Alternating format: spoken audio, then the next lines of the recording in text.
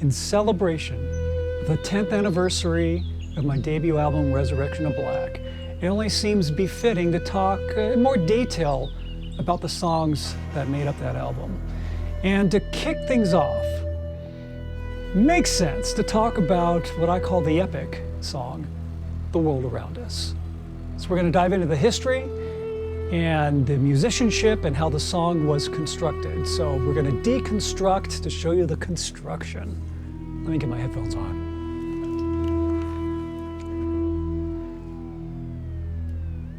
Definitely an epic song.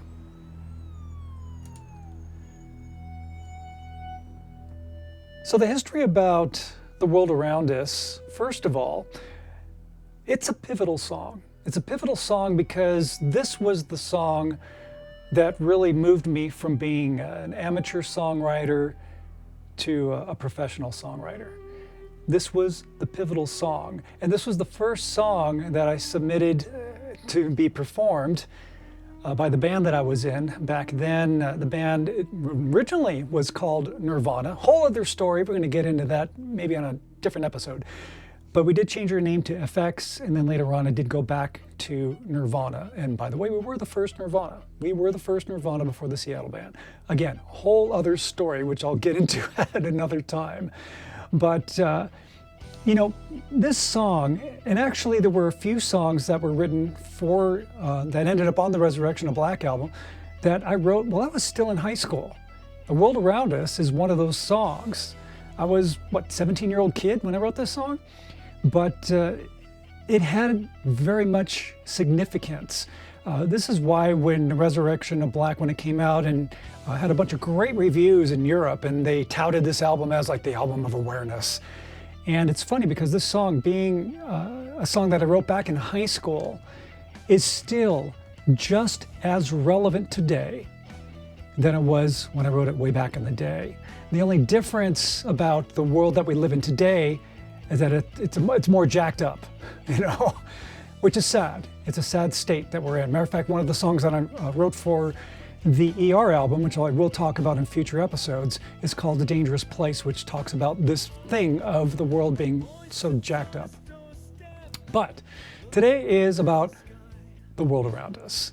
You know, back in the day, I was influenced by a variety of musicians, one of them being my buddy Gary Newman. You may know Gary Newman from Cars and think, oh, he was a one-hit wonder. But the thing about Gary Newman is that this guy was really the godfather of synthesizers, of introducing the synth, whole new wave thing that happened in the 80s, because Gary Newman released an album called Replicas, and this album was incredible, and it came out in like 78 or 79, around that time. Definitely ahead of the whole, new wave thing. And this album that he recorded, which was a great story when I had that chance to meet Gary and talk with him back in the day. Let me get rid of this graphic here. Oh yeah, we talked about the Replicas album. And he said, yeah, you know, I was a punk guy. My record company wanted me to go in and do another punk album. And, I saw this Moog synthesizer in the corner, and I started to mess around with it because I'm kind of a gear nerd. And I thought, wow, this thing has some great sounds. So I decided to rework my album, Replicas, and from just being this hardcore punk album to adding synthesizer on it. Now, the record company didn't want me to do it, but I did it anyway. He stuck to his guns, and I'm glad he did, because that is a great album. And I'll tell you, typical record company, I bet you they said, oh, hey man, that was our idea. We told Gary to do that. I'm speculating, but hey, you never know. The thing is that, record companies like to take credit when it's not due, when they should give the credit to the artist. But Gary Newman was a huge influence for me in regards to how he incorporated synthesizers, the moodiness and the cinematic aspect of his songwriting, which is what I always did. I always write songs in minor key. I'm very cinematic. I like to create a visualization for people to use their minds, to put them in a whole mindscape as they listen to this soundscape that takes them on this musical journey. And that's just been a thing that I've always done. Now, being a naive kid back way back in the day when I started writing, seriously, I wasn't really that familiar with Pink Floyd, though I know my writing style is very Floydish, has that mood and that cinematic mood to it. But I wasn't really too familiar with that. I think when The Wall came out, or maybe just before The Wall came out, that's when I really started to listen to some Floyd music. I had heard some things, but being a dumb, naive kid, I'm like, a bunch of druggy music, man. But but it's funny because I said to myself, without knowing much about Pink Floyd, I said, hey man, this band, they write like I do. Which is funny because I write like they did, and I didn't know it. It was just my style. That's just how I wrote.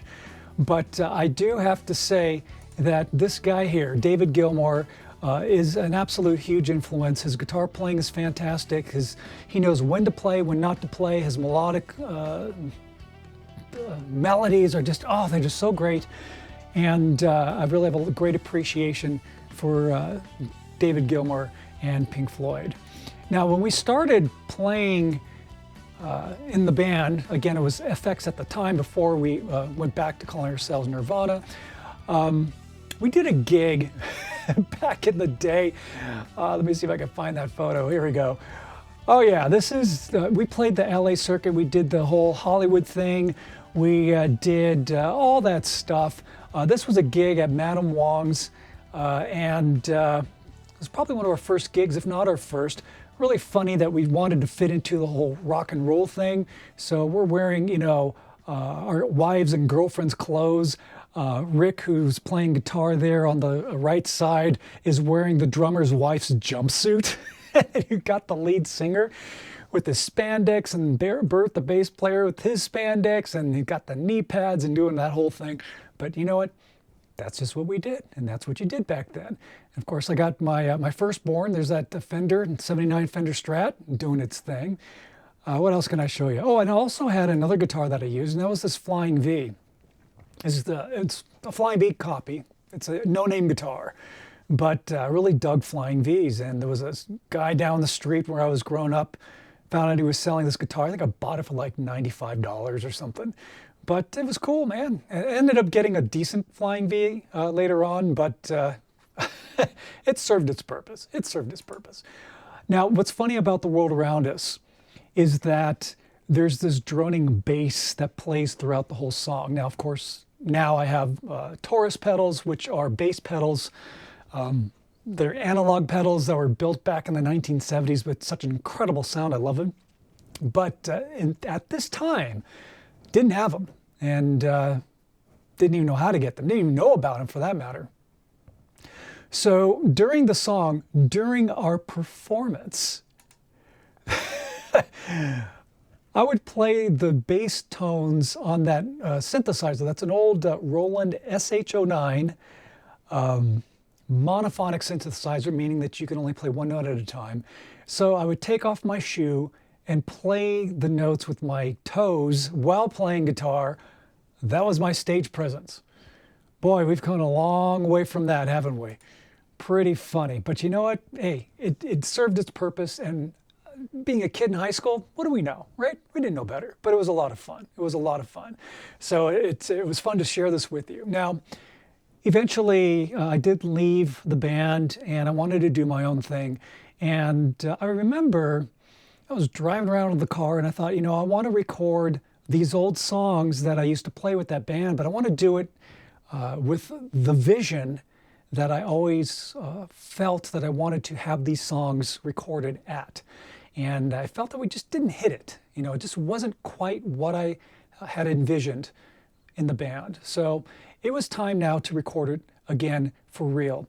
And that's when I was able to hook up with a couple of great musicians.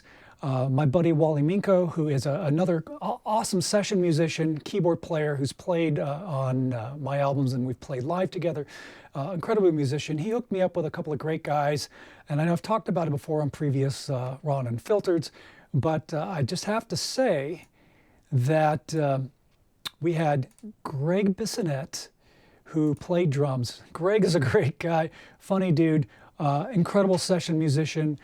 Greg he's playing with Ringo Starr's All-Star Band right now, and he's on the Resurrection of Black album. doing a fabulous job, did a great job on drums. He's played with Joe Satriani, he played with David Lee Roth when Roth left Van Halen. He's also a great jazz player, incredible musician. And of course, we had his brother, Matt.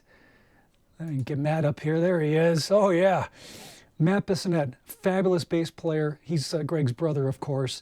And just those two together, man, what a combo. He did a fabulous job. He's one of the most melodic bass players I've ever worked with, and I just love his playing. And I am thrilled to have Matt back to play on the ER album. That is exciting, and I'm just thrilled to have him on the new album. And these guys did a fabulous job. So I'm just super thrilled to have had these guys play on the album, and they interpreted the songs the way I wanted them to. I performed the songs the way I wanted them to, created the harmonies that I wanted them to, and everything just was freaking awesome, man, freaking awesome. So let's dive into deconstructing the world around us. You just heard it in the background. Now let's dive in and check this thing out. So first of all, oh, what do I have over here? Oh, that's right. There's one. I had some of the pictures I wanted to show you. We did an album release party, and the reason why I wanted to bring this up is because we did a listening party when the album was released back in November of 2015. And that's Bert sitting in the chair. He was playing bass with his spandex. Remember those blue spandex? That was Bert. And that is, standing behind him is Eric Jr., the lead singer's son, who looks just like him, and is also a fabulous musician, by the way. But we did the album release party at the studio that we always rehearsed at. So it was like coming back to my roots. This was the first place where I brought The World Around Us to be performed way back when I was in high school. And it just seemed befitting to have the release party at the same place where really it all began. Then there you go. There's Rick not wearing the drummer's wife's jumpsuit. And of course, Bert standing next to me in the red shirt. And that's my buddy, Brian Downey. Brian, he is definitely a brother from another mother. This guy has been, I've known him back in Nirvana days when we played, and we're still good friends today. And he's just been a great supportive person. So I just want to give accolades to the people who may not have played in the band, but have been instrumental in just the support that he gave. So needed to share that with you. But let's dive into some cool song deconstruction. Going to pull up this is the original recording session. Oops, that's not what I want. This is the original Pro Tools session that I recorded Resurrection of Black 10 years ago. Now, I'm into soundscapes. I'm into creating the mood, and I want to set the tone. And I wanted to do this by creating ambience, creating, like I said, the tone. So to kick off the song, I'm going to go ahead and let's solo out these sound effects, because the song starts off with these sound effects. Again, it sets the tone. You have this forest, and you have trees and birds, and everything sounds nice. It's to set the tone, because the song talks about a little kid who's imagining how great the world is, and then realizes the world's going to slap him in the face, and that it's not, rose-colored glasses that he's looking at the world. He is now experiencing what the world really is, and that's why the sound effects change to cities, and you got train, you got garbage truck, you got jackhammer, there's going to be sirens and all sorts of traffic, and just that's the world. This is the world we live in.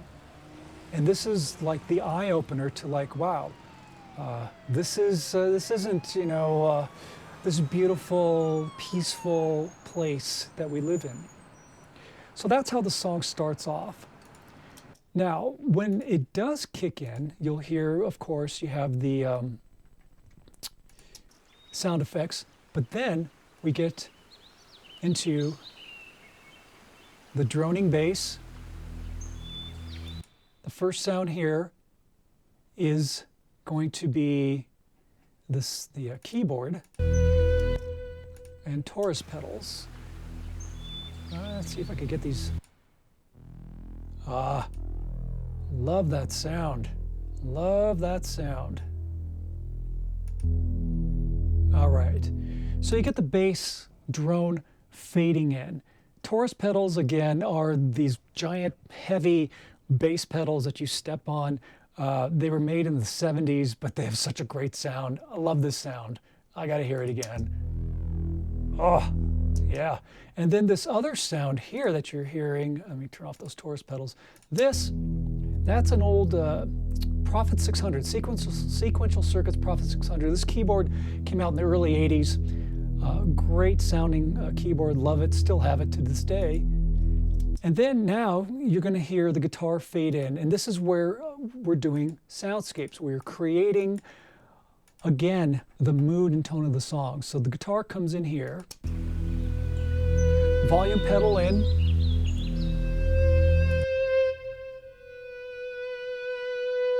right?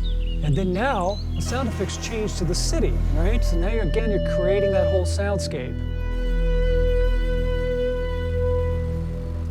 So that's really cool as we build this cinematic dynamic, right? Creating the drama. Now, as the intro volume pedal guitar fades in, there was an effect that I came across really by accident, and that was this crazy delay on the guitar. You'll hear it here. Let me play it.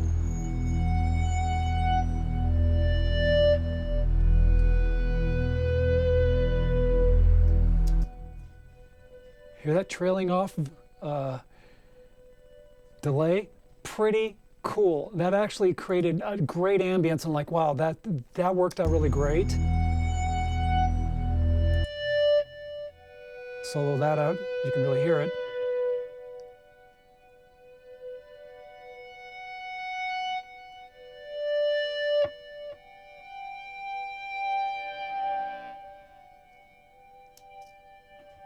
Pretty interesting, and you create these really cool sounding chords, really. And then the final one that I want to play with you, we'll just solo that out for a second here, you can hear it.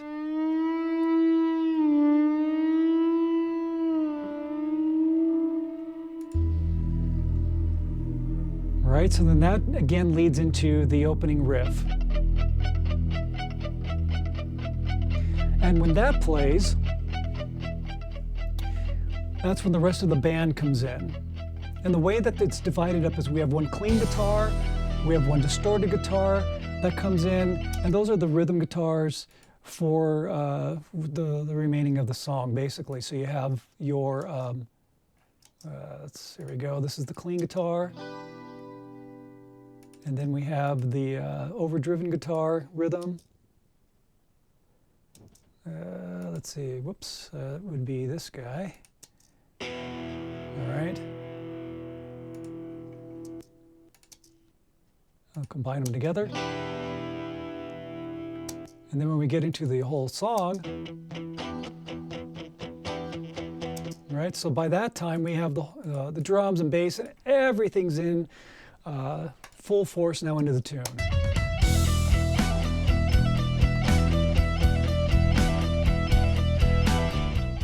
You see the Taurus pedals are still playing.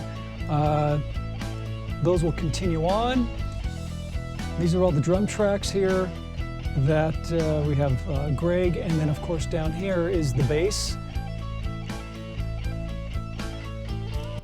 And the way we do the bass and the way we record the bass is that you see here we have one track is mic'd on the bass, and the other one is DI, which means direct input. So we have both direct input and mic, and combining those two sounds together gives it that nice, beefy, this awesome sound.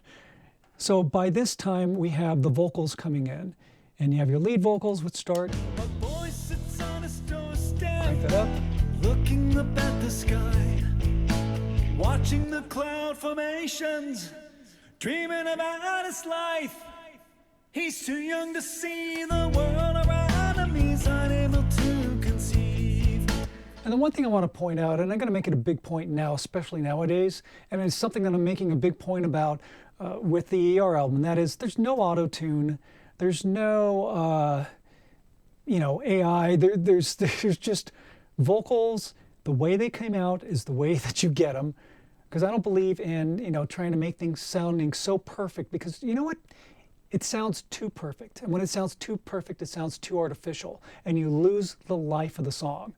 How many times have you heard some songs that maybe there may be a mistake, there may be a sour note, there may be something where the vocal maybe not be completely on pitch, but the song is so great because it's the energy, it's those intangibles that make the song great. The intangibles, the emotion, the feeling, those things that you can't physically touch but you emotionally feel. That's what makes a great song.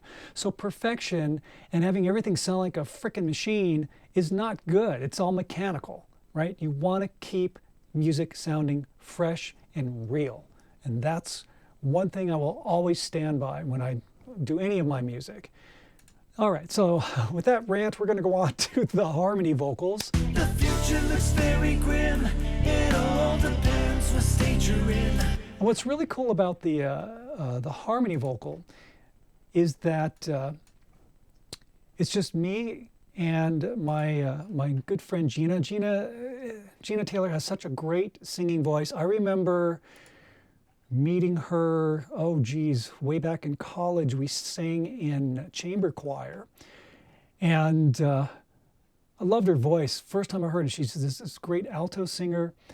And what an incredible voice. So let's highlight just the harmony. The future looks very grim. It all depends what state you're in.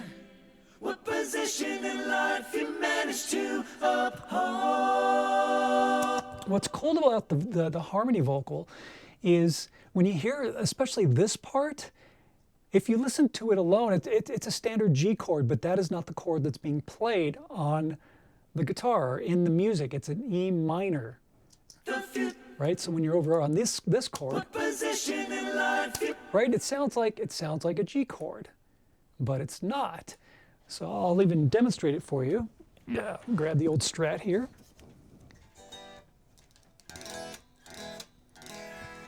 Kind of hear it. Oh, I know why, because I don't have this solo. Let me do this. You can hear the guitar. Here we go, right? So you have this. What position in life you manage to uphold. So the chord is actually this. What position in life you manage to uphold. That's an E minor chord, but it's funny when you listen to this all alone. What position in life you manage to uphold. Okay, whoops, let me do this. Sorry about that. What position in life you manage to uphold. When you play a G chord over that, it fits perfectly, but that is not what the harmony is. And if you add in the lead vocal, what position in life you manage to uphold. It's like a minor 7 added 9 maybe. I'll have to check my music theory. But when you put it all together, it's pretty amazing. It is pretty amazing to hear it all. What position in life you manage to uphold. And as we go on, we hit into the guitar solo.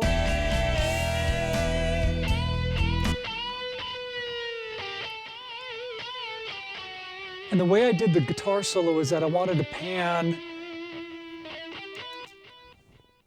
The guitar solo is panned a little bit to the left. The delay for the guitar is panned right because I didn't want to just cram everything into the center channel. You got to give your music room. You got to give it room to breathe. You got to be able to hear everything that's going on in the song. So it's important to make sure that you have your instruments panned properly and also EQ'd properly as well. So that's what we did for the guitar solo. And then when the vocals come back in, we throw in little fills in between each little vocal phrase. So you have this. Then we go in for another fill. The divisions cannot be changed. the pattern has been set. And the other thing that I want to mention about the vocals is that just to give them more power is each harmony, there's a 4-part harmony, lead vocal, and then Gina sings, actually we both sing together on a couple of them, but there's doubled voices. So we always double the harmony. And it's important to do that because it really gives it a nice, natural chorusy sound and really fills it out. So I always double vocals, and we do them where we double them for real. You go in, you sing it, then you go back and you sing it again. We just don't copy and paste or duplicate vocals. It's better when you have real voices doing it over and over. It just sounds better. It just does. In my opinion, it does.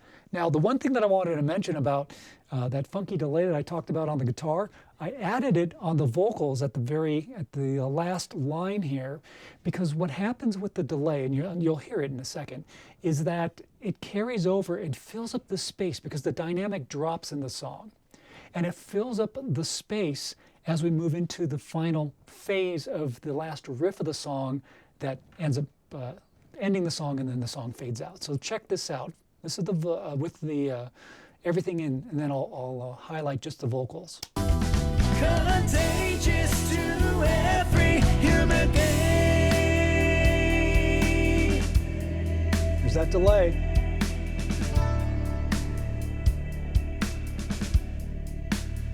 It really fills out that space. So you see the dynamic drops, that delay slowly fades, and then you have the next phase which comes in, which is the final guitar riff at the very end.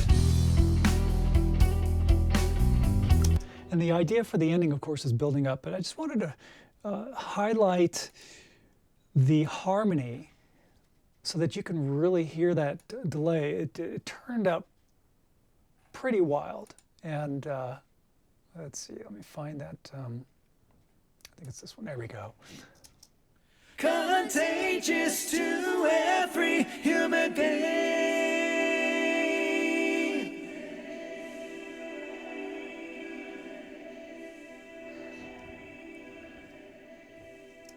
It's just a great, great effect. And of course, for the rhythm guitar, we do keep both sides clean as that guitar comes in, which I'll solo that. We got clean guitar A and clean guitar B. Here we go. So when the progression comes in, when that little riff comes in, again, doubling the guitar, playing this twice, not duplicating it. The parts are played twice. Then you add in the guitar, which this riff was also played doubled, where I played the riff twice. Now let's put it all together.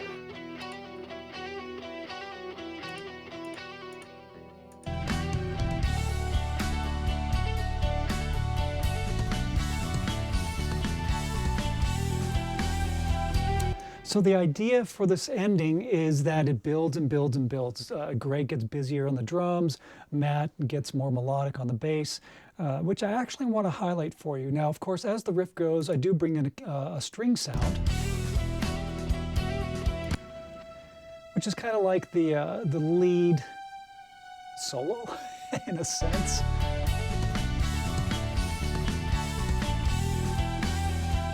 So then that goes on, and then when the song does fade out, we do fade it out on another stringed riff,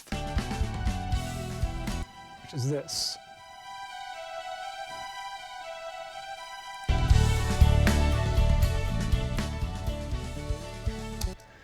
And now all this time, just this is really a cool thing to highlight is the drums and the bass.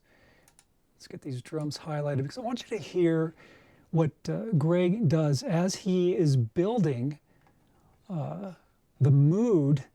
And again, we want to bring the dynamic up and up and up. And I just said, just get busier, get busier, get busier. And man, what a great job he did. So let me just highlight these drums here. Let's get back into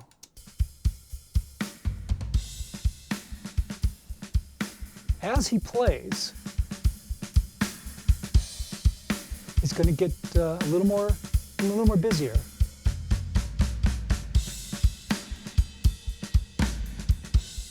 Oh, I love that low tom, man. Yeah, listen to that.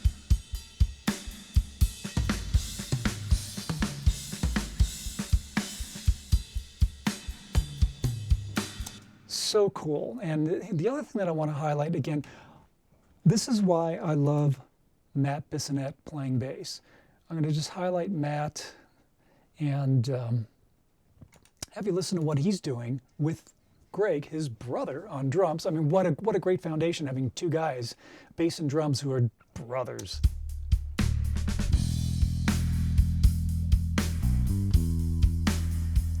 Starts off nice and mellow. But then as things get busier,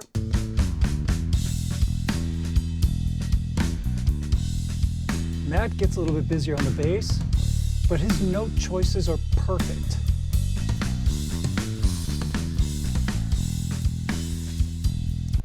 And as we go along,